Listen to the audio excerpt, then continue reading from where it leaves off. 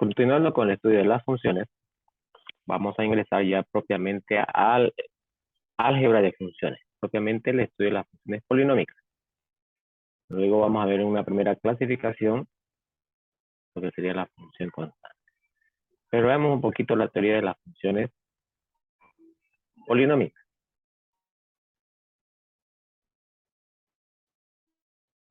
Entre propiamente el álgebra de funciones, pues su nombre lo indica, son las operaciones que se pueden dar dentro del estudio de las funciones. Las conocidas tenemos la suma, la resta, la multiplicación y la división.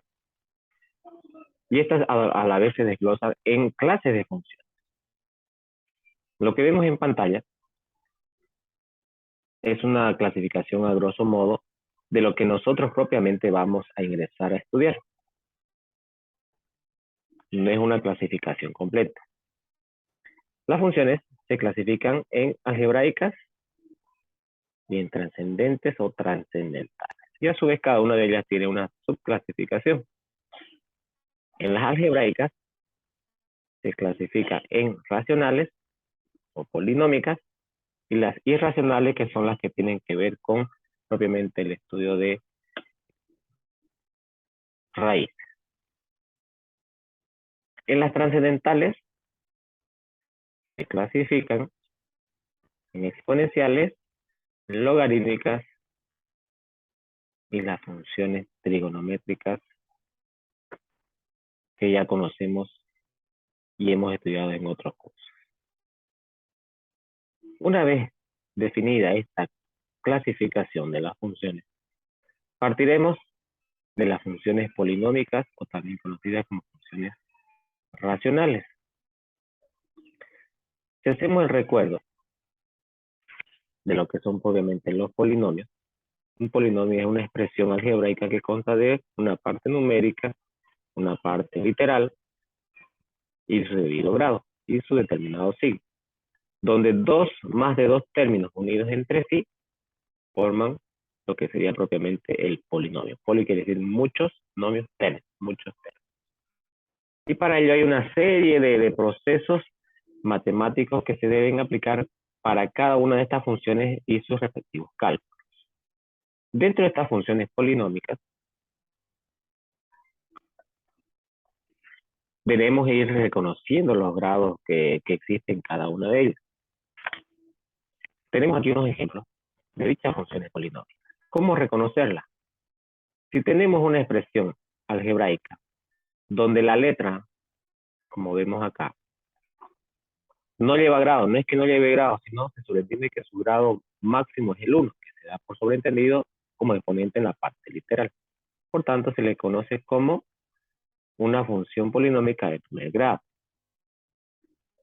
Si la parte literal lleva un exponente 2, automáticamente es una función de segundo grado o una función cuadrática. Si tenemos una expresión algebraica que tiene la parte literal como máximo exponente el 3, se le reconoce como función polinómica de tercer grado o función cúbica. Y así sucesivamente, como vemos en los recuadros que se ponen de código. Si la letra tiene como máximo exponente el 4, es de cuarto grado, pero tenemos una, aquí en la parte baja, en este recuadro color celeste, que solamente vemos o un número, donde este número no tiene letra. Por tanto, esta clase de funciones tienen una clasificación. Se llama función de grado 0 o también función constante. Repetimos, ¿qué es una función 0 o una función constante? Es aquella que siempre va a ser solo un número, o sea, un número entero positivo o un número entero negativo. No tiene la parte literal, lleva una letra, pero la letra siempre va a ser de grado 0.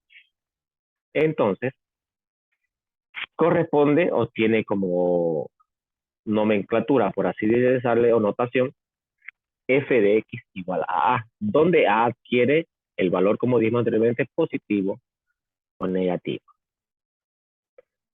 En su gráfica, siempre va a ser una línea u horizontal si es f de x, y si es f de y, va a ser una línea vertical. Procederemos entonces, a partir de esta primera parte explicativa, a explicar un poquito ya en procesos de cálculos cómo graficar y cómo escribir su dominio y dominio de imagen de dichas funciones constantes. Profe, disculpe, lo que estaba explicando ahorita, por ejemplo, ahí en unos ejemplos hay un 5. De lo antes mencionado, tenemos una notación que dice f de x igual a, pero también se puede dar esta otra forma, f de y igual a.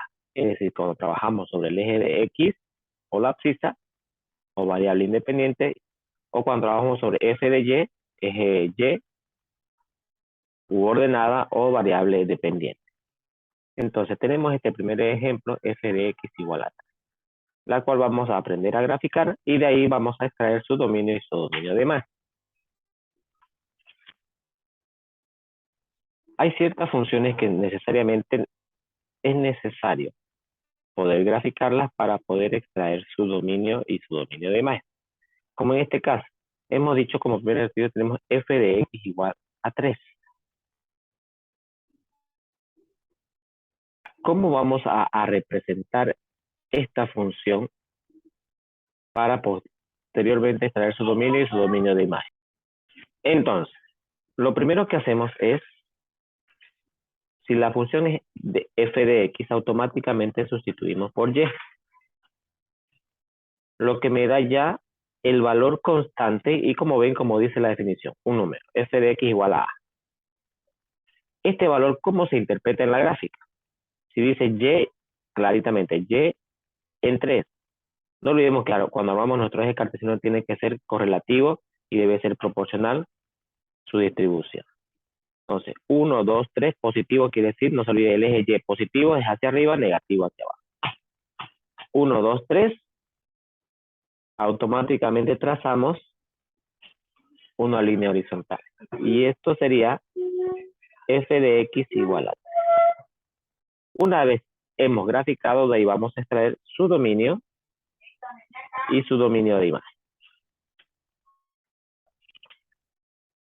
Si vemos esta línea, y ya hemos dicho en la anterior clase que todos los valores que caen sobre el eje X, y al ser una línea horizontal, no se olviden, no tiene principio ni fin, porque no es un segmento, estamos hablando de una línea recta.